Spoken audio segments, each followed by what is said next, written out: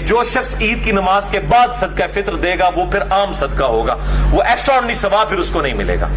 اور صحیح بخاری میں حدیث ہے 151 انٹرنیشنل نمبر کے مطابق کہ ابن عمر رضی اللہ تعالیٰ عنہ چاند رات سے 1 یا 2 دن پہلے بھی صدقہ فطر ادا کر دیتے تھے. یعنی عید سے 1-2 دن پہلے بھی, اگر جلد سے جلد بھی دینا ہے تو عید سے 1-2 دن پہلے دیں. بعض لوگ رمضان شروع ہوتے ہی دے دیتے ہیں, یہ بالکل غلط ہے, خلاف سنت ہے.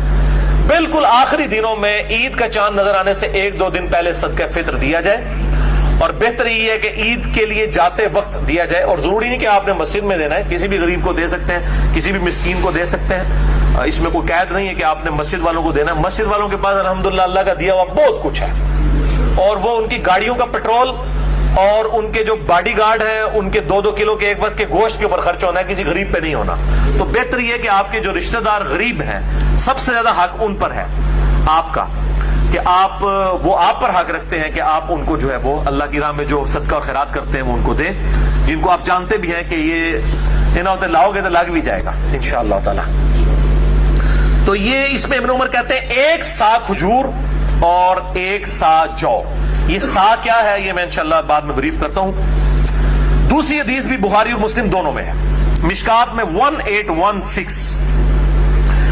ابو سعید خدری رضی اللہ تعالیٰ عنہ کا بیان ہے کہ ہم نبی صلی اللہ علیہ وآلہ وسلم کے مبارک دور میں 1 سا اناج یا 1 سا جو یا 1 سا کھجور یا 1 سا پنیر یا 1 سا کشمش صدقہ فطر کے طور پر ادا کیا کرتے تھے. کشمش بھی 1 سا اجرام زارہ ہی بڑھتا ہے.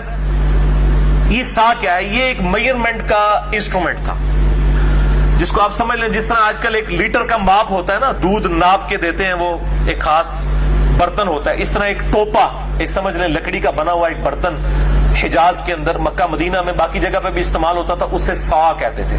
سواد الف عین سا, 1 سا وہ پیمانہ تھا میجرمنٹ کا. 1 سا کے اندر 4 مد ہوا کرتے تھے.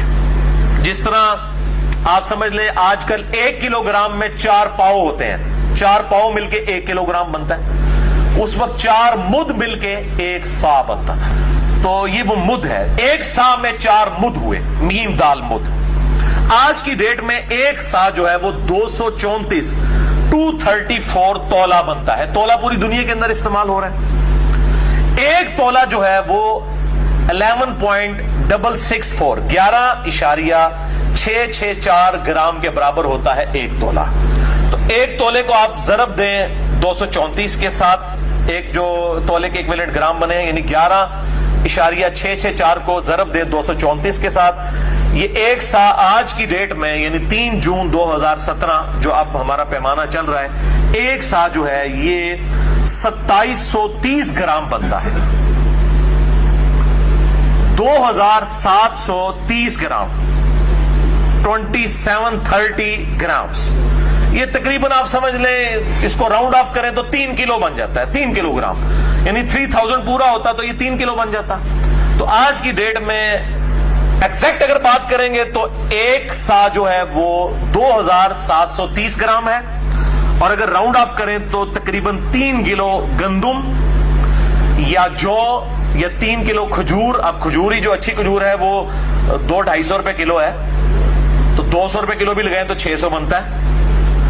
اور گندم بھی جو آپ کھا رہے ہیں, یہ نہیں ہے کہ آپ جو ہے وہ, میں جس طرح میں تو دیسی گندم استعمال کرتا ہوں, وہ تقریباً 55 روپے کلو ہمیں آٹا پڑتا ہے, لیکن عام مارکیٹ ریٹ 40 روپے کلو بھی ہے. تو جو آپ استعمال کر رہے ہیں اس کا, اور یہ بھی جو انگلینڈ کے اندر اور جو امریکہ کے اندر جو لوگ جو ہے وہاں پہ رہتے ہیں, وہ ادھر اپنے ماں باپ کو کہہ رہے ہوتے ساڑھی طرفوں دے دو جی, نہ بھائی تو اڈی کیلکولیشن ہوتے مطابق ہوئے گی. جو آپ کو وہاں پر ریٹ مل رہا ہے, جو آپ کا اناج کا ریٹ ہے ڈالرز کے اندر یا پاؤنڈز کے اندر, اس کے مطابق آپ کو دینا ہوگا. آپ کیلکولیٹ کریں کہ 3 کلو گرام اناج کا ریٹ جو ہے گندم کا یا جو کا جو ریٹ بنتا ہے یا کشمش کا, یہ جو بھی آپ دینا چاہیں, اس میں آپشن ہے, جو مرضی آپ دے سکتے ہیں. اگر کوئی امیر آدمی ہو کشمش دے دے, وہ تو ہزاروں میں بن جائے گا.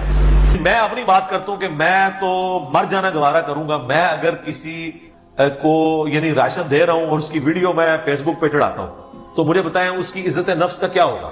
تو پامال کر رہا ہوں. اور اللہ معافی دے اگر میں اس کو پیورلی دکھلاوے کے لیے کر رہا ہوں تو مسند احمد میں حدیث ہے جس نے دکھلاوے کے لیے نماز پڑھی اس نے شرک کیا، جس نے دکھلاوے کے لیے صدقہ کیا اس نے شرک کیا، جس نے دکھلاوے کے لیے روزہ رکھا اس نے شرک کیا۔ یہ تو شرک ہے، ریاکاری شرک اصغر کہا جاتا ہے۔ اور وہ یاد کریں جو مسلم شریف کی حدیث ہے، قیامت والے دن اللہ تعالیٰ ایک شہید کو، ایک سخی کو اور ایک قرآن کے قاری کو بلائے گا اور ایک ایک اس پہ کی گئی نعمتیں گنوائے گا۔ اللہ تعالیٰ فرمائے گا ہاں بھائی تجھے میں نے صحت دی، جوانی دی، تو نے میرے لیے کیا کیا؟ شہید سے اللہ تعالیٰ کہے گا یا اللہ جان ہی تو تھی، دے دی تیرے لیے، اور کیا کرتا؟ سب سے بڑی چیز تو میں یہی دے سکتا تھا۔ اللہ فرمائے گا تو نے اس لیے جان دی تاکہ لوگ کہیں بڑا بہادر ہے، تو دنیا میں تیری بڑی تعریف ہوئی ہے، میرے ہاں تیرے پاس کوئی اجر نہیں ہے، اوندہ منہ کر کے دوزخ میں۔ سر یہ صحیح مسلم شریف ہے، مولانا شریف نہیں ہے۔ اچھا دوسرا، اللہ تعالیٰ بلائے گا قاری کو، تجھے قرآن کا علم دیا، تو نے کیا کیا؟ کہے گا یا اللہ میں لوگوں کو قرآن سکھاتا تھا۔ اللہ تعالیٰ فرمائے گا کہ تو قرآن اس لیے سکھاتا تھا تجھے کہ بڑا عالم ہے، بڑا قاری ہے، تو بڑی تیری تعریف ہوئی۔ آج کے دور میں اشتہارات میں تیرے ساتھ لکھا بھی گیا مفسر قرآن، یادگار اسلاف، زبدۃ الاولیاء، پتہ نہیں کہ کچھ اینی لمحیاں ہوتی ہیں، جا دوزخ میں الٹا منہ کر کے، کوئی اجر نہیں، دنیا میں اجر لے چکا ہے۔ پھر اللہ تعالیٰ سخی کو بلائے گا، وہ کہے گا یا اللہ میں نے تیری راہ میں اتنا کچھ خرچ کیا، میں نے یعنی آج کے دور میں نے تو مسجد میں وضو خانے کے اوپر بھی اپنے نام کی نیم پلیٹ لگوائی تھی کہ یہ ٹوٹیاں فلاں صاحب نے لگوائی ہیں، تو پوچھ سکتا ہے اس مسجد کے نمازیوں سے۔ تو سر یہ نمازی دھوکہ کھا سکتے ہیں نا، اللہ تو نہیں۔ مسلم شریف میں حدیث ہے اللہ تعالیٰ تمہاری شکلوں اور مال کو نہیں دیکھتا، دلوں اور اعمال کو دیکھتا۔ یہ بوتھیوں سے اور یہ اس طریقے سے رونے والی شکلیں بنا کے اور بڑی بڑی پگڑیاں باندھ کے اور تسبیحیں پھیر کے آپ عوام کو دھوکہ دے سکتے ہیں، اللہ کو اس کو بھی اوندہ منہ کر کے دوزخ میں۔ لہذا سخی کو تو ضرور غور کرنا چاہیے کہ وہ اپنے عمل کی وجہ سے اپنی نیکی کو برباد ہی نہ کر دے۔ ہم کسی کو ایسا کرتا دیکھیں اس پہ فتویٰ نہ لگائیں، کیونکہ قرآن میں اس کے اوپر بھی ترغیب دلائی گی سورۃ البقرہ میں کہ اللہ کی راہ میں اعلانیہ بھی خرچ کرو اور چھپا کے بھی، لیکن پریفر کیا گیا چھپا کے۔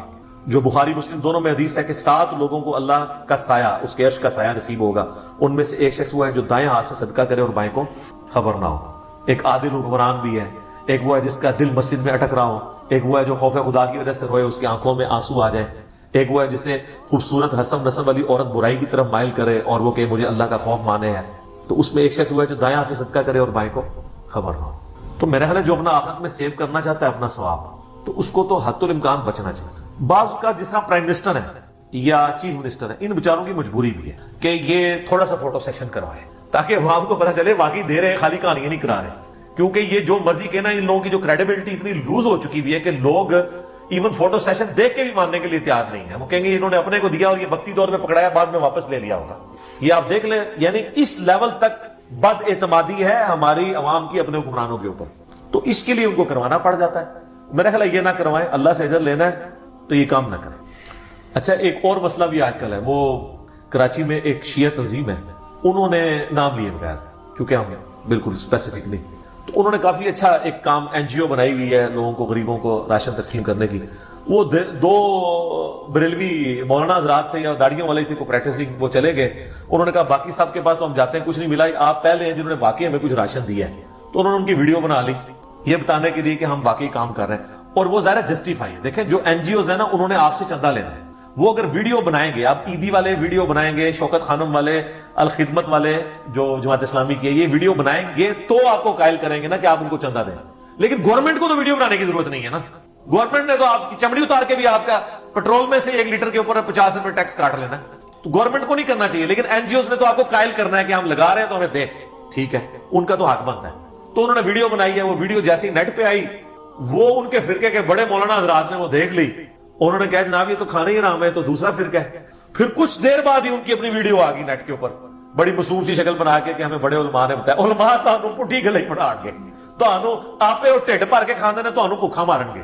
اچھا تو ہمیں پتہ چلا ہے، ہم آندہ سے وہ ہم نے اس کو رزق کو استعمال بھی نہیں کیا۔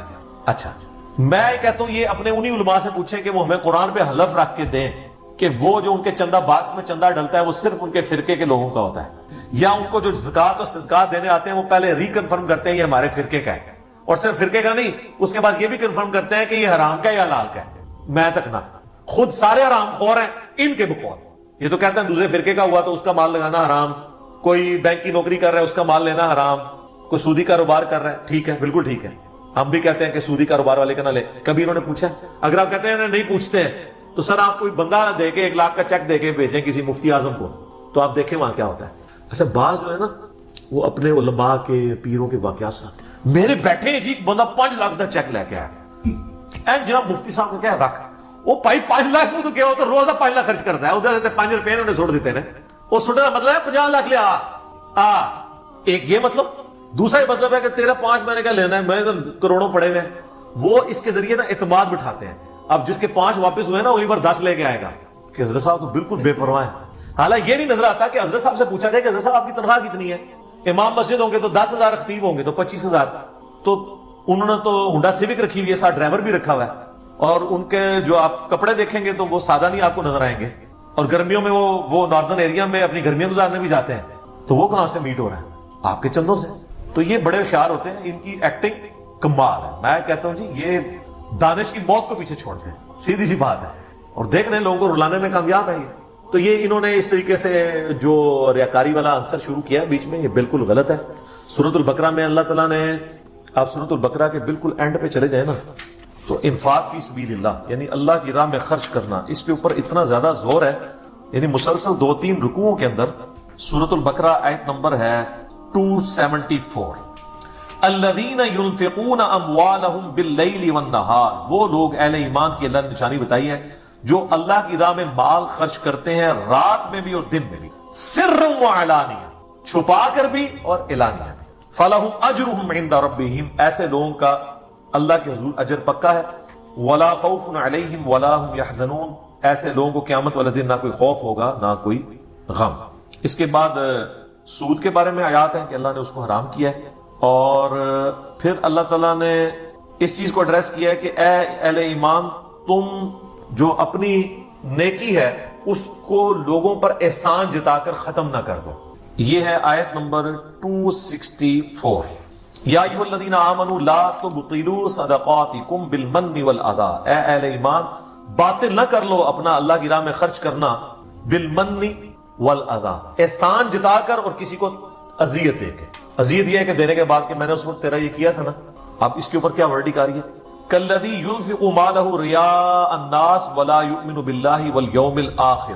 اللہ فرماتا ہے کہ جو لوگ لوگوں کو دکھانے کے لیے اللہ کی راہ میں خرچ کر رہے ہیں اور وہ در حقیقت اللہ اور آخرت پر ایمان نہیں رکھتے, ان کے خرچ کرنے کی مثال ایسی ہے جیسا کہ ایک پتھر ہو جس کے اوپر مٹی ہو اور تیز بارش کا چھینٹا پڑے اور وہ پتھر بالکل چٹیل ہو جائے, اس کے اوپر سے مٹی بالکل غائب ہو جائے, اس طرح ان کی نیکیاں ختم ہو جاتی. استغفر اللہ تو.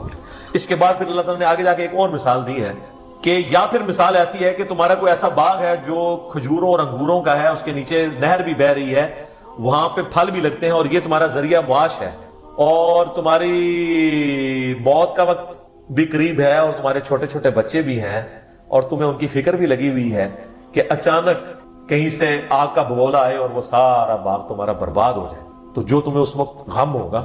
تو اسی طریقے سے جو ریاکاری کر کے اللہ کی راہ میں خرچ کرتے ہیں نا, ان کا بھی عمل کیا ہوا یوں ہی برباد ہو جائے. ریاض باللہ تعالیٰ. تو ریاکاری والا ایشو بہت خطرناک ہے. لوگوں کو اپنا انالیسس ضرور کرنا چاہیے, لیکن کسی پہ فتویٰ نہ لگائیں. ترغیب دلانے کے لیے بعض اوقات کرنا پڑتا ہے, لیکن یہ جو فوٹو سیشنز والا سلسلہ ہے اور یہ مسلسل اس چیز کو پروموٹ کرنا, اس چیز سے ذرا خطرہ ہو جاتا ہے. فتویٰ بے شک نہ لگائیں, لیکن ضرور لوگوں کو ترغیب دلائیں. دیکھیں یہ تو صرف دکھا کے کر رہے ہیں, جو بغیر دکھائے کر رہے ہیں وہ اتنا کچھ ہے, وہ تو لوگوں کو پتا بھی نہیں ہے. پاکستان تو چل ہی چیریٹی کے اوپر ہے. میں سمجھتا ہوں یہ کورونا کی جب یہ اب آفت آئی ہے, اس کے بعد تو آپ دیکھیں کس طرح لوگوں نے ایک دوسرے کی مدد کی ہے. میرا خیال نہیں ہے, ایون ایکسیسو فوڈ ہے لوگوں کے پاس. لوگ فالتو یعنی آٹے کی 1200 روپے والی بوری لے کے 800 میں بیچ رہے ہیں, کیونکہ انہوں نے فالتو لوگوں سے مال لے لیا. یہ بھی ہو رہا ہے پھر اس کا. تو یہ ماشاءاللہ اسلام کے رشتے کی برکت ہے. اور اس کے اگینسٹ جو لوگ, وہ این جی اوز جو کہ اسلام کا لیبل نہیں پسند کرتی, وہ ظاہر ہے وہ تو گنتی جنتی کے لوگ ہیں, ان کے تو گراس روٹ لیول کے اوپر کوئی صحیح نہیں ہے, نہ ان کے پاس اتنے فنڈز ہیں, تو وہ اب خود تو کر نہیں سکتے ہیں. وہ اس طرح کی اسلامک جو آرگنائزیشن ہے ان کو بدنام کرنے کے لیے نا کبھی کسی سے بیان دلوا دیا جی, وہ جی جس طرح پچھلے دنوں ایک ویڈیو تھی کہ یہ کوئی عیسائی خاندان ہے, اس سے کلمہ سنا ہے, کلمہ نہیں سنا سکے تو ان کو وہ جناب انہوں نے نہیں دیا. اللہ معافی دے یار, اس طرح کا کوئی واقعہ کبھی زندگی میں رپورٹ نہیں ہوا کہ کہیں پہ مال اس طریقے سے تقسیم ہو رہا ہو تو ایسا معاملہ ہو جائے. ہاں یہ ضرور ہو سکتا ہے کہ کوئی شخص زکوٰۃ تقسیم کر رہا ہو, تو فقہ حنفی میں یہ ہے کہ آپ زکوٰۃ جو ہے نا اب وہ صرف مسلمان کو ہی دے سکتے ہیں، غیر مسلم کو نہیں، حالانکہ تالیف قلب کے لیے غیر مسلم کو بھی دی جا سکتی ہے۔ بال کو احتیاط کرنا چاہتا ہے تو یہ مطلب نہیں کہ آپ زکوٰۃ تقسیم کر رہے ہیں تو غیر مسلم کوئی آ گیا ہے تو آپ اس کو واپس بھیج دیں، آپ اس کو عام صدقات میں سے دے دیں، ایسا ہوتا نہیں ہے، یہ بالکل جھوٹ بول رہے ہیں۔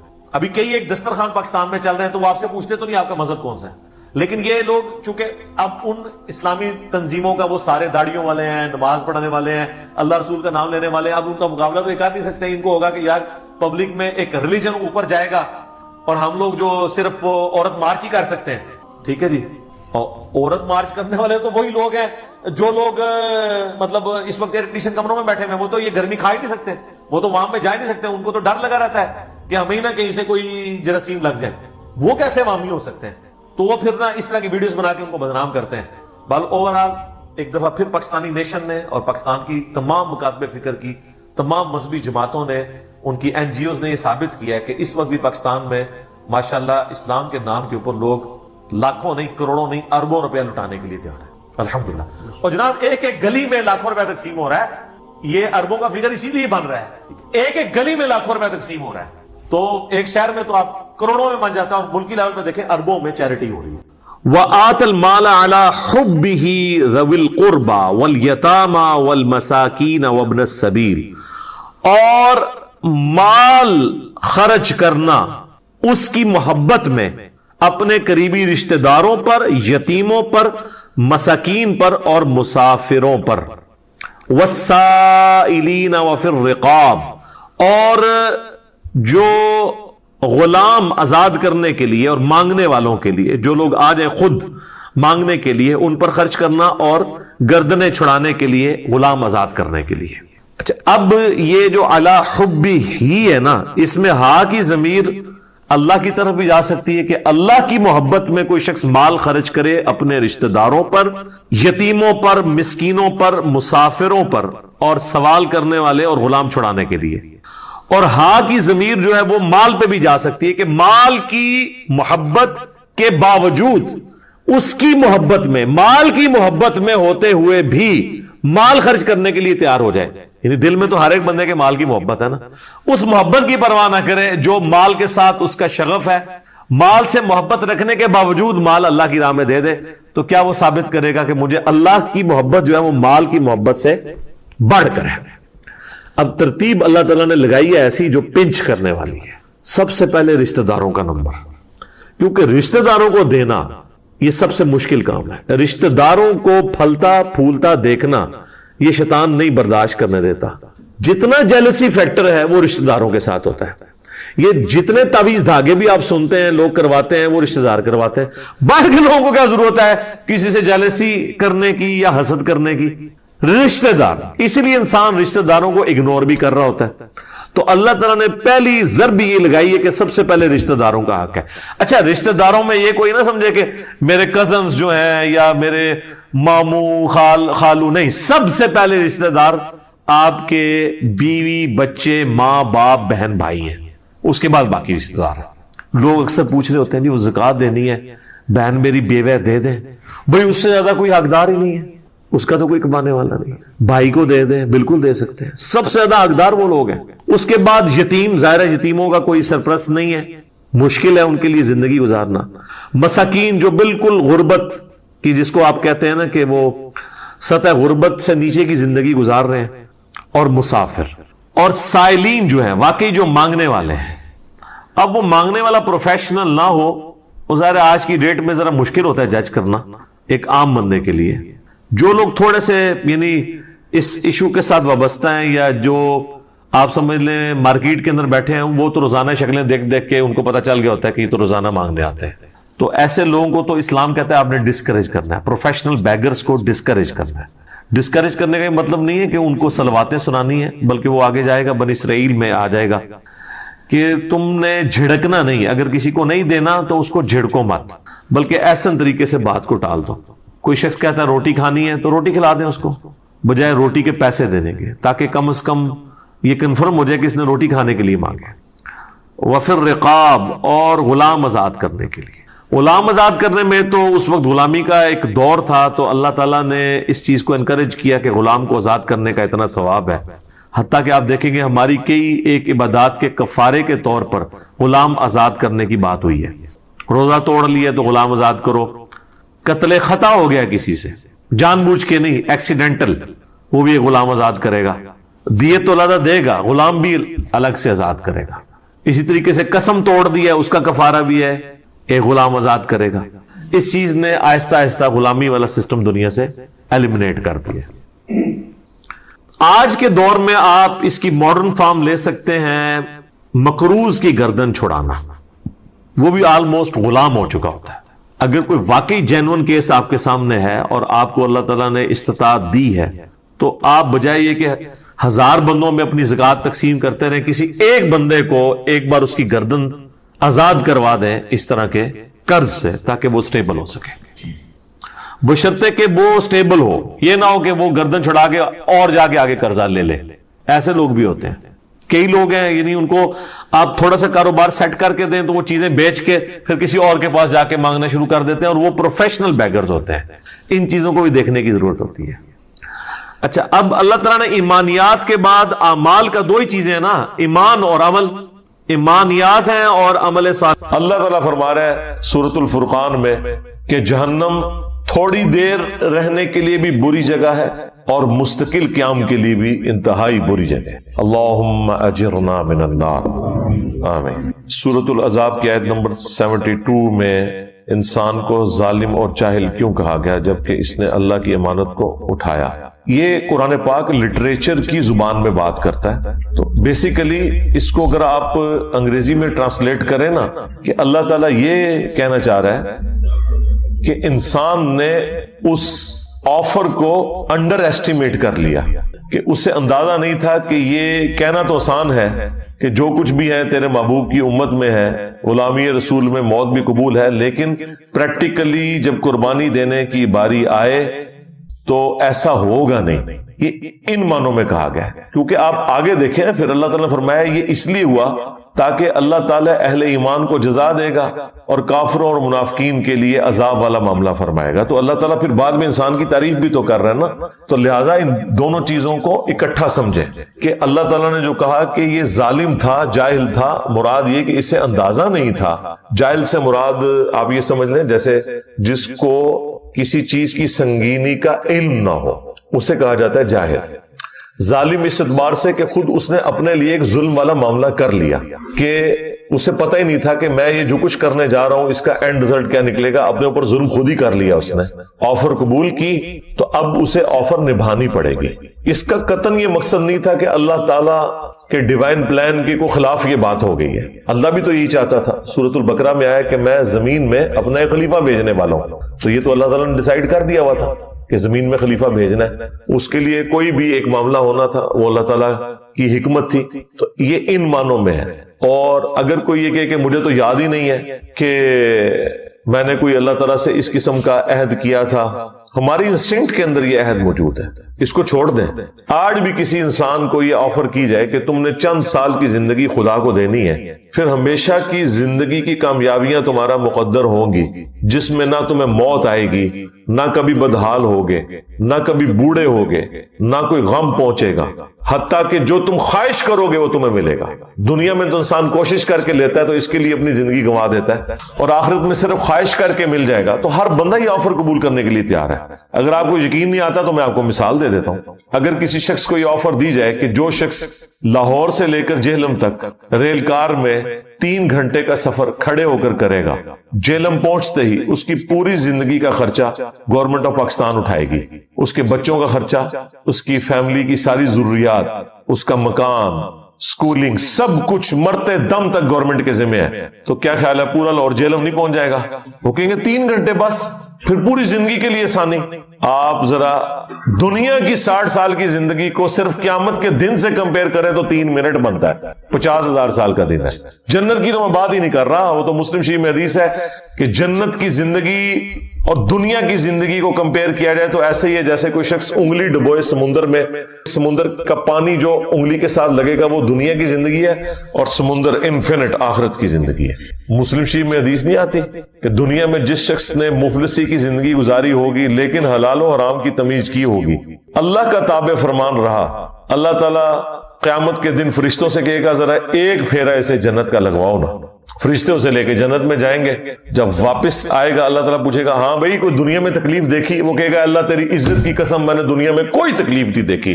جنت کا ایک پھیرا اس کی پوری زندگی کی تکلیف کو ختم کر دے گا کہ اگر مجھے یہ کچھ ملنے والا تھا تو میں نے دنیا میں کوئی تکلیف ہی نہیں دیکھی. پھر اللہ تعالیٰ ایک فاسق اور فاجر شخص کو جس نے دنیا میں بڑی عیاشی کی زندگی گزاری، اللہ تعالیٰ کو رسپانس نہیں کیا، دنیا کی ہر آسائش اویلیبل تھی، اللہ تعالیٰ کہے گا ذرا اسے دوزخ کا ایک پھیرا لگواؤ. ایک پھیرا لگے گا نا. ادھر تو کہتے خیر ایک پھیرا ہی لگے گا. ایک پھیرا بھائی وہ کتنا لمبا ہوگا. اس کو تو جسٹ تھوڑی دیر کے لیے جہنم میں لے کے جب فرشتے جائیں گے اور واپس آئے گا تو اللہ تعالیٰ پوچھے گا ہاں بھائی کوئی دنیا میں سکھ دیکھا؟ وہ کہے گا تیری عزت کی قسم میں نے کوئی سکھ نہیں دنیا میں دیکھا. حالانکہ دنیا کی ساری زندگی اس نے سکھی گزاری ہوگی. کیوں؟ اسے وہ تکلیف دے کے اپنا وہ سکھ بھی بھول جائے گا کہ گویا وہ تو کچھ بھی نہیں تھا، یہ تو اگر یہ کچھ میرے ساتھ ہونا تھا تو میں نے کوئی سکھ نہیں کاٹا. یہ اتنا سینسٹیو ایشو ہے. لیکن ظاہر ہے اللہ تعالیٰ نے چیزوں کو امتحان کے ساتھ جوڑا ہوا ہے. پھر ذہن میں رکھیے گا بخاری اور مسلم دونوں میں حدیث ہے کہ اللہ تعالیٰ نے جنت کو ناگوار چیزوں سے ڈھانپ دیا ہے اور دوزخ کو، جہنم کو خوشگوار چیزوں سے ڈھانپا ہوا ہے. وہ پنجابی میں کہتے ہیں کڑگا لگانا. خوشگوار چیز ہوگی آپ اسی کی طرف بھاگیں گے. جنت ناگواری کے ساتھ ہے، اس کے ارد گرد ناگوار چیز ہے. گرمیوں میں فجر کی نماز جماعت سے پڑھنا ناگوار چیز ہے، نیند نہیں پوری ہوتی. گرمیوں میں لمبے لمبے روزے رکھنا طبیعت میں ناگوار ہے. سردیوں میں ٹھنڈے پانی سے کیا گرم پانی سے بھی وضو کر کے نماز پڑھنا بہرحال ایک ایفرٹ تو ہے، طبیعت پہ ناگوار ہے. دنیا میں حلال اور حرام کی تمیز کرنا طبیعت پہ ناگوار ہے. حرام سے بچنا طبیعت پہ ناگوار ہے. تو اللہ تعالیٰ نے جنت کو ناگوار چیزوں سے ڈھانپ رکھا ہے اور جہنم کو خوشگوار چیزوں سے. یعنی ہر وہ چیز جو طبیعت کو بڑی اچھی لگتی ہے، آسانی سے مل بھی جاتی ہے اور نفس کی تسکین کا سما بھی ہے، وہ آپ کو جہنم میں لے جائے گی.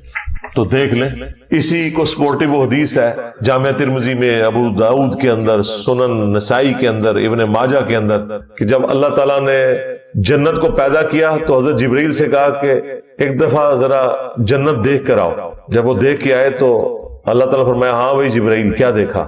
کہ یا اللہ مجھے نہیں لگتا کوئی شخص بھی ایسا ہوگا جو اپنا تن من دھن سب کچھ نہ لگا دے اس جنت کے حصول کے لیے. یہ تو ساری جنت میں جائیں گے، یہ جگہ ہی بڑی اچھی تو نے بنائی ہے. اللہ تعالیٰ فرمایا رکو ذرا صبر کرو. ہاں اللہ تعالیٰ نے جنت کو ناگوار چیزوں سے ڈھانپ دیا. حلال اور حرام کی تمیز، شریعت کی پابندی کی تکلیف، سب کچھ. مومن کو تو روزانہ مرنا پڑتا ہے، سیدھی سی بات ہے، روزانہ جینا پڑتا ہے. تو نبی علیہ السلام نے فرمایا صحیح مسلم کی حدیث کہ دنیا مومن کے لیے قید خانہ ہے اور کافر کے لیے جنت ہے. جب وہ دوبارہ گئے نا اور وہ جنت تک پہنچنے کے لیے وہ تمام تکلیف دیکھی، واپس آ کے انہوں نے کہا تیری عزت کی قسم مجھے نہیں لگتا کوئی بندہ جنت میں جانے میں کامیاب ہوگا، اتنی مشکل تو نے جنت کر دی ہے. پھر اللہ تعالیٰ نے جہنم کی طرف بھیجا حضرت جبرائیل علیہ السلام کو. واپسی پہ پوچھا تو انہوں نے کہا تیری عزت کی قسم کوئی شخص بھول کے بھی کوئی ایسا عمل نہیں کرے گا کہ اسے یہ عذاب دیکھنا پڑے. مجھے نہیں لگتا کہ کوئی بندہ ایسا عمل کرے کہ جہنم میں جائے. پھر اللہ تعالیٰ نے جہنم کو خوشگوار شہوات سے ڈھانپ دیا، ہر اٹریکٹفل چیز اس کے ساتھ ڈھانپ دیا. جب وہ دیکھ کے واپس آئے نا پھر اللہ تعالیٰ نے پوچھا کہ اب جبرائیل سنا. انہوں نے کہا یا اللہ مجھے نہیں لگتا کوئی بندہ جہنم میں جانے سے بچ سکے، کیونکہ تو نے اس کو اتنا خوشنما بنا دیا ہے کہ اس امتحان میں شاید ہی کوئی کامیاب ہوگا، ادروائز سب کے سب جہنم میں ہی گریں گے. لیکن یہ حیران کن بات ہے، دنیا میں جتنے اعمال آپ کو جہنم میں لے جانے والے ہیں نا، جتنی خواہشات جہنم میں لے جانے والی ہیں، یہ ساری خواہشات جنت میں انعام کے طور پر ملنے والی ہیں. کتنی حیران کن بات ہے کہ دنیا میں یہ چیزیں جہنم میں جانے کا سبب ہے، آخرت میں جنت میں انعام میں یہ چیزیں ملنے والی ہیں. مرد کے لیے کیا سونے چاندی کے کنگن نہیں قرآن میں آیا؟ ریشمی لباس. یہاں تو 4 عورتوں کی اجازت، وہاں تو کتنی عورتیں، ان کی تفصیلات طارق جمیل صاحب سے پوچھیں. ہر وہ چیز جو دنیا میں انسان کو ڈیویٹ کر کے جہنم تک پہنچا سکتی ہے نا، جنت میں وہی کچھ انعام مل رہا ہے. تو اس کا مطلب آپ سمجھ رہے کیا ہے؟ اس کا مطلب یہ ہے کہ دنیا میں بیسیکلی ان چیزوں سے روک کے اللہ تعالیٰ نے آپ سے ایک روزہ رکھوایا ہے. جس کی افطار جنت میں ہوگی. جس طرح دنیا میں آپ حلال چیزیں چھوڑ دیتے ہیں نا روزے کی حالت میں، کیونکہ روزے کی حالت میں وہ چیزیں کھانے سے آپ کا روزہ ٹوٹ جائے گا. روزہ دار کے لیے کھانا کھانا پانی پینا حرام ہے، افطار کے بعد وہ کر سکتا ہے. تو لہذا دنیا میں جو آپ کو نعمتیں جن سے اللہ تعالیٰ نے روکا ہوا ہے یا اس کے اوپر کوئی قدغن لگائی ہوئی ہے یا پابندی لگوائی ہوئی ہے، وہ جنت میں اللہ تعالیٰ نے اٹھا لینی ہے اور وہی آپ کے لیے انعام بھی ہے. اس سے بڑا کیا انعام ہوگا کہ بخاری مسلم میں حدیث ہے، جب جنتی جنت میں داخل ہوں گے تو اللہ تعالیٰ کی طرف سے ایک فرشتہ ندا کرے گا کہ آج کے بعد تمہیں کبھی موت نہیں آئے گی، ہمیشہ زندہ رہو گے. لو جی ختم، سب سے بڑی تلوار ختم. آج کے بعد تمہیں کبھی بڑھاپا نہیں آئے گا، ہمیشہ جوان رہو گے. آج کے بعد کبھی تم بدحال نہیں ہوگے، ہمیشہ خوشحال ہی رہو گے. خوشحالی کیا ہے؟ جو آپ خواہش کریں گے وہ آپ کو ملے گا. اور چوتھی چیز فرمائی، آج کے بعد اللہ کبھی بھی تم سے ناراض نہیں ہوگا، ہمیشہ راضی رہے گا. یعنی جنت میں آپ جو مرضی کریں اللہ کی نافرمانی نہیں ہوگی. کتنی بڑی نعمت ہے. تو دنیا میں روزہ ہے اور جنت میں آخرت میں وہ کھلنے والا ہے. ہاں یہاں جو بندے پابندی کر لیں گے، بخاری مسلم میں حدیث ہے، جنت اور جہنم کے درمیان لا کر موت کو مینڈے کی شکل میں ذبح کر دیا جائے گا. اللہ تعالیٰ پھر مبارکباد دے گا جنتیوں کو کہ جاؤ بے فکر ہو جاؤ، میں نے موت ہی ختم کر دی، میری مخلوق تھی نا ختم کر دی. الذی خلق الموت والحیات لیبلوکم ایکم احسن عملا. اللہ نے زندگی اور موت کو اس لیے پیدا کیا تاکہ تمہاری جانچ کرے. موت اللہ کی مخلوق ہے، اس کو اللہ تعالیٰ ختم کر دے گا. جب وہ ختم کر دے گا تو کسی کو موت آئے گی نہیں. اور جہنمیوں کو کہا جائے گا کہ جاؤ آپ اپنی بدبختی کے اوپر چیخو پکارو، تمہیں بھی موت نہیں آئے گی، ہمیشہ کے لیے جہنم میں رہو گے. بولے اعوذ باللہ تعالی.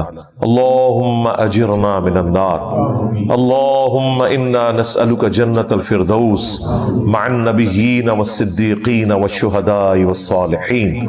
آمین. تو انسان تھوڑا سا غور و تفکر کرے تو انسان کو پتا چل جائے گا کہ کوئی اللہ تعالیٰ نے انسان کے ساتھ ظلم نہیں کیا. یہ جو آفر لگائی ہے یہ تو ہر بندے نے ویل کر لینی ہے. لہذا وہ بات شروع ہوئی تھی سورہ الاحزاب کی اس آیت سے کہ انسان ظالم تھا، جاہل تھا، اس نے انڈر ایسٹیمیٹ کیا، لیکن جب کامیاب ہو جائے گا پھر اسے کہا جائے گا بھائی مبارک ہو، فرشتے جنت کے دروازوں پہ استقبال کر رہے ہوں گے. تو یہ اللہ کے پلان کا حصہ تھا، اس لیے اللہ تعالیٰ نے آن کیا. پھر دیکھیں اللہ تعالیٰ نے اپنے پیغمبروں کو بھیجا، ان کے ساتھ کتابیں نازل کی تاکہ انسان کو اس ہدایت کے سفر پہ چلنا آسان ہو جائے. سورہ النساء میں اللہ تعالیٰ نے فرمایا ہم نے انبیاء اور کتابیں اس لیے بھیجی تاکہ قیامت کے دن کوئی اللہ تعالیٰ کے اوپر حجت نہ کر سکے انبیاء اور کتابوں کے آ جانے کے بعد. یعنی حالانکہ اللہ تعالیٰ اس چیز کا پابند نہیں تھا، پھر بھی اس کی شفقت ہے. نور علی نور اس نے کیا ہے. ایک ہماری انسٹنکٹ میں اچھائی اور برائی کی تمیز ڈال دی. ہر شخص جھوٹ بولنے کو برا اور سچائی کو اچھا سمجھتا ہے، چاہے اس کے پاس نبیوں کی تعلیمات نہ بھی پہنچی ہو. ہاں جب نبیوں کی تعلیمات آ جاتی ہیں وہ نور علی نور، نور کے اوپر نور ہو جاتا ہے، پھر تو ہر چیز کھل کے سامنے آ جاتی ہے. اس کے باوجود کوئی شخص جہنم میں چلا جائے تو اس کے اپنے اعمال ہیں. اللہ تعالیٰ نے انسان کے اوپر ظلم نہیں کیا. انا ہدیناہ السبیل اما شاکرا و اما کفورا. ہم نے ہدایت کا راستہ واضح کر دیا، چاہو تو شکر گزاری کی روش اختیار کرو اور چاہو تو نہ شکری کی، تمہاری اپنی مرضی ہے. لیکن اس کا یہ مطلب نہیں ہے کہ جو اللہ نے یہ آفر دیے تو اس کا مطلب ہے کہ اللہ تعالیٰ بے پرواہ ہے اس معاملے میں، جو مرضی کرتے رہو. نہیں، اللہ تعالیٰ اپنے تابع فرمان بندوں کو جنت میں پھر بھیجے گا اور جو نافرمان ہے انہیں جہنم میں بھیجے گا. یہ کوئی نہیں کہہ سکتا کہ میری تقدیر میرے اوپر غالب آ گئی. نہیں، اللہ تعالیٰ نے بالکل واضح فرما دیا ہے سورہ الزمر کے اندر. اور میں تو اس آیت کو سورہ الزمر سورت نمبر 39 کی آیت نمبر 7 ہے، میں اسے کہتا ہوں یہ مسئلہ تقدیر کو حل کرنے والی ہے. جو لوگ تقدیر کا سہارا لیتے ہیں نا اپنی برائی کے اوپر پردہ ڈالنے کے لیے، اللہ تعالیٰ کے کھاتے میں ڈال دیتے ہیں، ان کے لیے شرم کا مقام ہے. اللہ تعالیٰ نے کس طرح قرآن پاک میں آیات کھول کے بیان کی ہیں. سورہ الزمر سورت نمبر 39 آیت نمبر 7. ان تکفروا فإن اللہ غنی عنکم، اگر تم کفر کی روش اختیار کرو گے، ناشکری کرو گے، تو جان لو بے شک اللہ تعالیٰ بے پرواہ ہے تم سے۔ یہ نہیں ہوگا کہ تمہاری ناشکری کرنے سے، تمہاری نافرمانی کرنے سے، تمہارا بے نمازی رہنے سے کوئی اللہ تعالیٰ کو نقصان ہو رہا ہے، کوئی اس کی کوئی کوالٹیز میں کوئی نقص آ جائے گا، نہیں۔ وَلَا يَرْضَى لِعِبَادِهِ الْكُفْرَ، لیکن یاد رکھنا اللہ اپنے بندوں سے کفر کے لیے راضی نہیں ہے، اگرچہ اس نے کھلی چھٹی دی ہوئی ہے، وہ تو بے پرواہ ہے لیکن راضی نہیں ہوگا۔ وَإِن تَشْكُرُوا يَرْضَهُ لَكُمْ، اور اگر تم شکر گزاری کی روش اختیار کرو گے پھر ہی وہ تم سے راضی ہوگا، اسی میں وہ تم سے راضی ہے۔ لہذا یہ جو ہم کہتے ہیں نا اللہ کو کوئی پرواہ نہیں ہے، مراد یہ نہیں کہ جو مرضی کرتے رہو، مراد یہ کہ اللہ کو فرق نہیں پڑے گا لیکن تسی مارے گئے، کہتے ہیں جی اللہ نو ساڑیاں نمازاں چاہیے، بھئی اللہ کو نہیں چاہیے، تمہیں چاہیے نمازیں۔ اللہ نے تو کہہ رہی ہے مجھے فرق نہیں پڑتا، لیکن تو گیا اگر تو میرا نافرمان ہوا۔ اور اس سے یہ بات بھی کلیئر ہوئی کہ جو یہ اکثر جملہ بولا جاتا ہے نا کہ دنیا میں جتنے بھی کام ہو رہے ہیں یہ اللہ کی مرضی سے ہو رہے ہیں، یہ بالکل غلط جملہ ہے۔ دنیا میں سارے کام اللہ کی مرضی سے نہیں ہو رہے۔ کیا شرک، کفر، بدکاری اللہ کی مرضی سے ہو رہی ہے؟ نہیں، اللہ کی مرضی تو اللہ نے کہہ دیا کہ میری مرضی کیا ہے، وَلَا يَرْضَى لِعِبَادِهِ الْكُفْرَ، میں ناشکری کی روش اپنے بندوں کے لیے پسند نہیں کرتا، میری کوئی مرضی نہیں اس میں، اللہ کی اجازت سے سب کچھ ہو رہا ہے، پکڑے گا نہیں۔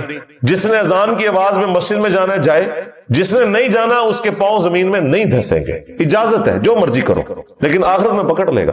مرضی یہ نہیں ہے کہ جو مرضی کرو، مرضی یہی ہے کہ پیغمبروں کی پیروی کرو، کتابوں کے پیچھے چلو۔ وَإِن تَشْكُرُوا يَرْضَهُ لَكُمْ، اور اگر شکر گزاری کی روش اختیار کرو گے تو اللہ تعالیٰ اپنے بندوں سے یہی پسند کرتا ہے۔ وَلَا تَزِرُ وَازِرَةٌ وِزْرَ أُخْرَى، اور جان لو کہ کوئی جان دوسری جان کا بوجھ قیامت کے دن نہیں اٹھائے گی۔ تم لاکھ کہتے رہو کہ عبد القادر جیلانی ہمیں جنت میں لے جائیں گے، سرکار ایسا ہو ہی نہیں سکتا۔ جب نبی الاسلام اپنی بیٹی خاتون جنت کے بارے میں یہ کہہ رہے ہیں نا کہ میری بیٹی فاطمہ میرے مال سے جو لینا ہے لے لے، اگر اللہ کے حضور پکڑی گئی تو میں تیرے کچھ کام نہیں آؤں گا۔ اگر سیدہ فاطمہ کا یہ سٹیٹس ہے تو بابے شاہی کوئی نہیں، ہاں فاطمہ کے جیسا ہے ہی کوئی نہیں، تیرا بابا تھے شاہی کوئی نہیں۔ بابے کا نام نہیں لیتے، ہو سکتا ہے بابے نے بیچارے نے نہ کہا، یہ بھی ہو سکتا ہے نا، کہا ہوا تو پھنس جائے گا، نہ کہا ہوا تو بچ جائے گا۔ ہمیں تو کسی بابے سے کوئی انٹرسٹ نہیں۔ ثم الى ربکم مرجعکم، اس کے بعد تمہیں لوٹ کر اپنے رب کے پاس جانا ہے۔ فینبئکم بما کنتم تعملون، تو وہ تمہیں پھر خبر دے دے گا جو کچھ تم دنیا میں کیا کرتے تھے۔ انہ علیم بذات الصدور، بے شک وہ تو سینوں کے چھپے ہوئے رازوں کا بھی جاننے والا ہے۔ اللہم حاسبنا حسابا یسیرا، آمین۔ گرفت پہ آ جائے تو وہ سورہ المومن میں آئے کہ وہ آنکھوں کی خیانت کو بھی جانتا ہے۔ آنکھ سے بھی کسی نے کوئی خیانت کی ہے، بدنگاہی کی ہے، یا اس کے ذریعے کسی کو نقصان پہنچانے کی کوشش کی ہے، وہ اللہ تعالیٰ اس کو بھی جاننے والا ہے، وَلِعَوْذُ بِاللَّهِ تعالیٰ۔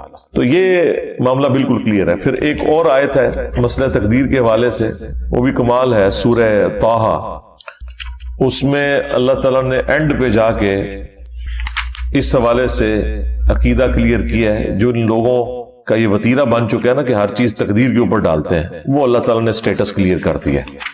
اور کہتے نہیں ہماری تو قسمت تھی، ہم بدبخت نکلے۔ اللہ نے بتایا کہ بدبخت کون ہے؟ بدبخت وہ نہیں ہے جو اپنی مرضی سے اللہ رسول کا راستہ اختیار کرتا ہے، بدبخت وہ ہے جو اپنی مرضی سے اللہ اور اس کے رسول کی نافرمانی کرتا ہے اور پھر وہ بدبختی کا مستحق ہو جاتا ہے۔ تو یہ ہے آیت نمبر 123، قصہ آدم اور ابلیس کے کانٹیکسٹ میں ہے۔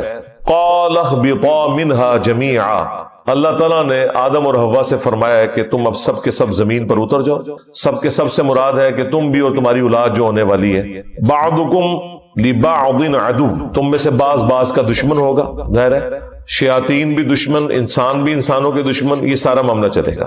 لیکن ایک بات یاد رکھنا، فَإِمَّا يَأْتِيَنَّكُم مِّنِّي هُدًى، اب جب کبھی بھی میری طرف سے کوئی ہدایت کی کتاب آئے گی نا تمہاری طرف، فَمَنِ اتَّبَعَ هُدَايَ، تو جو کوئی بھی پھر ہدایت کی کتاب کی پیروی کرے گا، فَلَا يَضِلُّ وَلَا يَشْقَى، تو نہ وہ کبھی گمراہ ہوگا اور نہ بدبخت ہوگا۔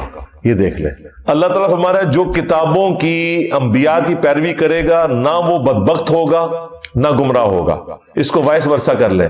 جو اپنی مرضی سے کتابوں کا، انبیاء کا نافرمان ہوگا وہ خود بدبختی کمائے گا، وہ خود گمراہ ہو رہا ہوگا. تو یہ ویسے ہی لوگ آ کے بڑے بولے بن کے پوچھ رہے ہوتے ہیں نا ہم سے، او جی اگر ہماری تقدیر میں پہلے ہی لکھا ہوا ہے، تیری تقدیر واقعی لکھے ہے بدبختہ.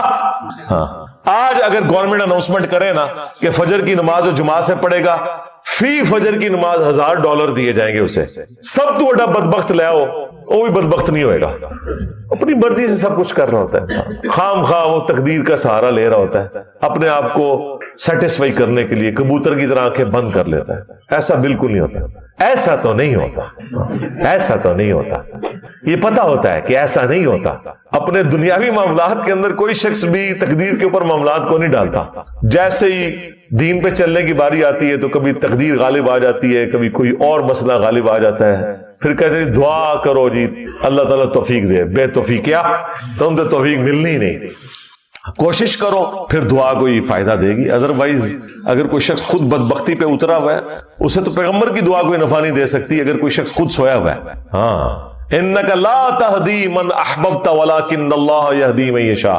اے نبی جس سے تم محبت کرتے ہو تم اسے ہدایت نہیں دے سکتے، اللہ جسے چاہتا ہے ہدایت دیتا ہے، اور اسے بہتر پتہ ہے کس کو ہدایت دینی ہے. کس کو دینی ہے؟ والذین جاہدوا فینا لنہدینہم سبلنا. جو لوگ ہماری راہ میں کوشش کرتے ہیں ہم ان کے لیے اپنی راہیں کھول دیتے ہیں. جو بدبختی پہ اترا ہوا ہے بھائی اس کو قرآن و سنت سے کیا لینا دینا.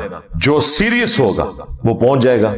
مولا علی علیہ السلام کہتے ہیں کہ ایک دن میں نے رسول اللہ سے پوچھا، صحیح بخاری مسلم دونوں میں حدیث ہے، اور یہ مسئلہ تقدیر کے حوالے سے بڑی اسٹانشنگ حدیث ہے کہ یا رسول اللہ اگر اللہ کی تقدیر میں جنتیوں کا جنت میں جانا، جہنمیوں کا جہنم میں جانا لکھ ہی دیا گیا ہے تو پھر ہم عمل کیوں کرتے ہیں؟ لو جی دنیا میں اگر کوئی سب سے امپورٹنٹ کوسچن ہے نا جو ہر انسان پوچھتا ہے وہ مولا علی نے 800 سے 1400 سال پہلے پوچھ کے تہاڈی منجی ٹھکوا دی تھی. بدبختو، نافرمانو. اب کھل کے سوال کیا. اچھا حضور نے اب جو جواب دیا وہ کمال ہے، ویل لیفٹ بھی کیا ہے اور جواب بھی دیا ہے بڑے احسن انداز میں. آپ نے فرمایا کہ تم عمل کرتے رہو، جنتیوں کے لیے جنت والے عمل آسان ہو جائیں گے، جہنمیوں کے لیے جہنم والے عمل آسان ہو جائیں گے. اب دیکھیں کتنا بڑا چھکا مارا ہے. یعنی جو شخص الٹے کام کر رہا ہے اسے اب کسی سے پوچھنے کی ضرورت نہیں، واقعی جنمی ہے تو. اور جو کوشش کر رہا ہے اب اسے کسی سے پوچھنے کی ضرورت نہیں، انشاءاللہ وہ جنتی ہے جبھی وہ جنت کے راستے پہ چل جانا. اچھا نبی علیہ السلام نے جب یہ بات کی ساتھ پھر آپ نے قرآن کی آیت پڑھی، فَأَمَّا مَنْ أَعْطَى وَاتَّقَى وَصَدَّقَ بِالْحُسْنَى فَسَنُيَسِّرُهُ لِلْيُسْرَى. جس نے عطا کی روش اختیار کی، فیاضی کی روش اختیار کی، غریبوں کا خیال رکھا، شکر گزاری کی روش اختیار کی، وَصَدَّقَ بِالْحُسْنَى اور ہر اچھی بات کی تصدیق کی. جب اسے پتا چلتا رہا نا کہ یہ بات یوں ہے تو فوراً اس پہ عمل کیا. پھر اس نے نہیں دیکھا کہ میرے بزرگ بابے کیا کرتے تھے، اسے پتا چلا بخاری مسلم میں نماز کا طریقہ یہ لکھا ہے، اس نے رفع شروع کر دیا. اسے پتا چل گیا قرآن میں توحید یہ بیان ہوئی ہے، اس نے پھر واقعی عقیدہ ایاک نعبد و ایاک نستعین کے مطابق رکھ لیا. تو اس کے لیے پھر آخرت کی منازل آسان ہوتی جائیں گی. وَأَمَّا مَن بَخِلَ وَاسْتَغْنَى وَكَذَّبَ بِالْحُسْنَى. جس نے بخل کنجوسی کی روش اختیار کی اور بے پرواہ رہا اور جو اچھی بات تھی اس کا انکار کرتا رہا تو اس کے لیے پھر اب آنے والی منازل مشکل ہوتی چلی جائیں گی. یہ حدیث بخاری اور مسلم کی مسئلہ تقدیر کو بالکل حل کرتی ہے. لہذا کبوتر کی طرح آنکھیں بند کرنا بند کر دو. ہاں بالکل قرآن اپنے مقدمے میں واضح ہے میرے بھائی. قرآن کا مقدمہ، پیغمبروں کا مقدمہ اس کے اوپر کھڑا ہے کہ انسان کو اللہ نے اختیار دیا ہوا ہے. اگر اختیار نہیں دیا ہوا تو پیغمبر کیوں آئے ہیں ادھر؟ اسی لیے آئے نا کہ اختیار دیا گیا ہے یہ حق کا راستہ ہے، یہ باطل کا راستہ ہے. ہاں جو چیزیں ہماری تقدیر سے متعلق ہے نا ان کے بارے میں ہم سے سوال بھی نہیں ہونا. کسی شخص سے نہیں پوچھا جائے گا تو لاہور میں کیوں پیدا ہوا، تو ایتھوپیا میں کیوں پیدا ہوا، تو امریکہ میں کیوں پیدا ہوا، تیرے ماں باپ فلاں کیوں تھے، تیرے چہرے کی رنگت یوں کیوں تھی، تیری آنکھوں کا رنگ کیوں. یہ ساری چیزیں تقدیر ہیں، آپ سے یہ نہیں پوچھا جائے گا. آپ سے وہ پوچھا جائے گا جس کا اللہ نے آپ کو اختیار دے دیا، اور آپ اس کے مطابق اگر نہیں چلیں گے پکڑ ہو جائے گی. سمپل. ابھی بولے بن کے پوچھتے رہتے ہیں کہ او جی پہلے قسمت ہی لکھے ہے، پھر کتوں کرنا ہے جی، اندازہ کرے. تو جو پھر یوں ہے نا، اس کو پھر یہی جواب دینا چاہیے تیری قسمت میں یہی کچھ لکھا ہوا ہے. باقی وہ جو حدیث ہے نا بخاری مسلم میں کہ بعض لوگ جنتیوں والے کام کرتے رہتے ہیں اور ایک بالشت رہ جاتے ہیں جنت سے، ان پہ تقدیر غالب آ جاتی ہے، وہ جہنم میں چلا جاتا ہے والعیاذ باللہ تعالی. تو لوگ کہتے ہیں جی کیا فائدہ جی، پھر پوری زندگی اگر یہی ہونا تھا اینڈ پہ. اور بھائی وہ جو تقدیر غالب آئی ہے وہ کس کے لیے آئی ہے؟ جو شخص منافقت کی زندگی گزار رہا تھا، لبادہ اس نے اوڑا ہوا تھا، وہ حقیقتاً نیک نہیں تھا. یہ نہیں ہے کہ ایک بندے نے پوری نیک نیتی کے ساتھ اچھے عقائد اپنائے اور دین پہ عمل کیا، اب اس کے اوپر تقدیر غالب آ جائے گی. نہیں، ایسا نہیں ہوگا، بالکل نہیں ہوگا. دنیا میں ہو سکتا ہے کہ کوئی شخص محنت کرے اور اس کی محنت ضائع جائے، کیونکہ دنیا کو اللہ نے ابتلا کے قانون پہ بنایا ہے، آزمائش کے قانون پہ. وَلَنَبْلُوَنَّكُمْ بِشَيْءٍ مِّنَ الْخَوْفِ وَالْجُوعِ وَنَقْصٍ مِّنَ الْأَمْوَالِ وَالْأَنفُسِ وَالثَّمَرَاتِ. ضرور آزمائیں گے، خوف کے ذریعے، بھوک کے ذریعے، جان اور مال میں نقص کے ذریعے. یہ دنیا میں ہوگا. آخرت میں یہ نہیں ہوگا کہ ایک بندے کے قائد ٹھیک تھے اور قیامت والے دن پہنچا نیک اعمال کر کے اور اللہ تعالیٰ کہ نہیں تو اب جہنم میں جائے گا، میری تقدیر کا یہ فیصلہ ہے کہ تیرے اوپر میں یہ غالب کر دوں گا جیسا دنیا میں. اسی لیے اللہ تعالیٰ نے ہمیشہ آخرت کے لیے کہا ہے کہ میں اپنے وعدے کی خلاف ورزی نہیں کرتا. یہ آیت آپ کو کبھی بھی سمجھ نہیں آنی تھی کہ یہ اللہ تعالیٰ کو کیوں کہنا پڑتا ہے قرآن پاک میں بار بار کہ اللہ تعالیٰ اپنے وعدے کے خلاف نہیں کرتا، اللہ تعالیٰ اپنے وعدے کے خلاف نہیں کرتا، اللہ تعالیٰ اپنے وعدے کے خلاف. کیونکہ انسان کو کبھی خیال آ سکتا ہے یار دنیا میں محنت کی تھی، اے نہ اینڈ تے بھی پتہ لگے کہ آخرت بھی یہی کچھ ہو گیا جس طرح دنیا بیڈ لک ہوئی تھی. آخرت میں بیڈ لک نہیں ہونی. یہ بیڈ لک کا تعلق اس دنیا کے ساتھ ہے. آخرت میں آپ کے لیے گڈ لک ہے اگر آپ نے انبیاء کی پیروی کا راستہ اختیار کیا ہے انشاءاللہ تعالی. ہاں بالکل کلیئر کٹ. تو اس فرق کو آپ سمجھ لیں. یہ لوگ بعض اوقات اس کو مکس کر دیتے ہیں، ایسا بالکل نہیں ہے، بالکل کلیئر کٹ. جو مولا علی کو حضور نے فرما دیا نا کہ جنتیوں کے لیے جنت کے عمل آسان ہو جائیں گے، جہنمیوں کے لیے جہنم والے اعمال آسان ہو جائیں گے. بس آپ دیکھ لیں دنیا میں آپ کو بھی اندازہ ہو جاتا ہے بعض لوگ کتنا اللہ کو سیریس لیتے ہیں، چھوٹی سی بات کے اوپر بھی کتنے وہمی ہو جاتے ہیں. تو میں اس طرح کی جب لوگوں کو دیکھتا ہوں میں کہتا ہوں جی جنتی روحیں دنیا میں ہی پہچانی جاتی ہیں، کس طرح معاشرے سے ٹکر لے لیتے ہیں اللہ اور اس کے رسول کی خاطر عز و جل و صلی اللہ علیہ وسلم. اور کتنے جنہوں نے صرف دین کا لبادہ اوڑا ہوا ہے، ذرا سی کوئی تکلیف آئی وہ پڑا ہوا ہے دین. دنیا کی پرائورٹی ان کے لیے ٹاپ پرائورٹی ہوتی ہے، اللہ ان کے لیے ٹاپ پرائورٹی نہیں ہوتا. والعیاذ باللہ تعالی. اللہ تعالی ہمیں استقامت کے ساتھ قرآن و سنت کی تعلیمات پر عمل کر کے دوسرے بھائیوں تک پہنچانے کی بھی توفیق عطا فرمائے. آمین. اللہم انی اسألک بانک انت اللہ لا الہ الا انت الاحد الصمد الذي لم يلد ولم يولد ولم يكن له كفوا احد والہکم الہ واحد لا الہ الا هو الرحمن الرحیم. الف لام میم. اللہ لا الہ الا هو الحی القیوم. اللهم صل على محمد وعلى آل محمد. ربنا آتنا في الدنيا حسنة وفي الآخرة حسنة وقنا عذاب النار. اللهم أحسن عاقبتنا في الأمور كلها وأجرنا من خزي الدنيا وعذاب الآخرة. ربنا آتنا من لدنك رحمة وهيئ لنا من أمرنا رشدا. اللهم اغفر لحينا وميتنا وشاهدنا وغائبنا وصغيرنا وكبيرنا وذكرنا وأنثانا. اللهم من أحييته منا فأحيه على الإسلام ومن توفيته منا فتوفه. اس کا تو خیر ترجمہ بھی ممکن نہیں ہے، یہ ایک کوڈ ورڈز کے طور پہ.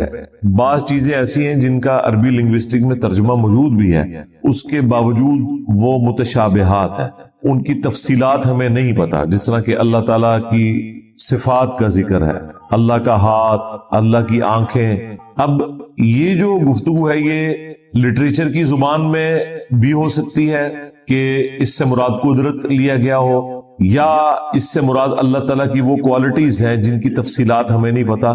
چونکہ ہماری زبان کی ووکیبلری اتنی ہی ہے، ہم اس طرح کے ملتے جلتے الفاظ ہی بیان کر سکتے ہیں. جس طرح کہ جنت کی نعمتیں ہیں وہ قرآن پاک میں بیان ہوئی، لیکن ساتھ ہی سورہ سجدہ میں آیا کہ اللہ تعالیٰ نے اپنے بندوں کے لیے ان کی آنکھوں کی ٹھنڈک نعمتیں چھپا کے رکھی ہوئی ہیں، اور اسی آیت کی تفصیل میں بخاری مسلم میں آیا کہ وہ نعمتیں نہ کسی آنکھ نے دیکھی، نہ کسی کان نے سنی، نہ کسی کے دل پہ بھی کبھی ان کا گمان گزرا. تو وہ ظاہر ہے اس کا مطلب ہے وہ ایکسٹراڈنری نعمت ہے، تو سمجھانے کے لیے بتا دیا جاتا ہے. اسی لیے سورۃ البقرہ میں آیا کہ جب جنتیوں کو فروٹ دیے جائیں گے تو وہ دنیا کے فروٹ سے ملتے جلتے ہوں گے. وہ کہیں گے کہ یہ تو وہی ہے جو ہمیں دنیا میں بھی دیا گیا تھا، لیکن اللہ تعالیٰ فرماتا ہے وہ ان سے ملتے جلتے ہوں گے.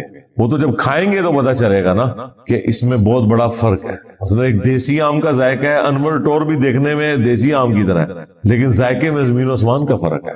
تو جو جنت کا فروٹ ہے بظاہر دیکھنے میں دنیا کے فروٹ کی طرح نظر آئے گا، لیکن اس کی جو کوالٹیز ہیں، اس کا جو ذائقہ ہے، اس کا کوئی لینا دینا نہیں ہے دنیا کی کسی بھی چیز کے ساتھ. لیکن وہ اس لیے اللہ تبارک و تعالیٰ نے اس کو ایسی شکل کا رکھا ہے تاکہ دل میں اس کے لیے اٹریکشن پیدا ہو. ادروائز آپ اگر ایسی غذا دیکھیں جو آپ نے پہلے نہیں دیکھی ہوئی تو آپ کبھی بھی دسترخوان سے پہلے اسے اٹھانے کی کوشش نہیں کرتے.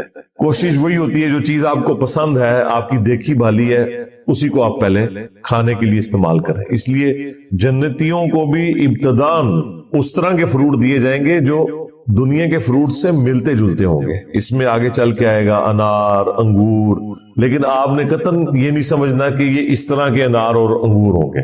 دنیا میں بھی کوالٹیز کا اتنا فرق ہے کہ ایک ہی طرح کا فروٹ مختلف علاقوں میں جو اگتا ہے، زمین و آسمان کا فرق ہے اس کے ٹیسٹ کے اندر.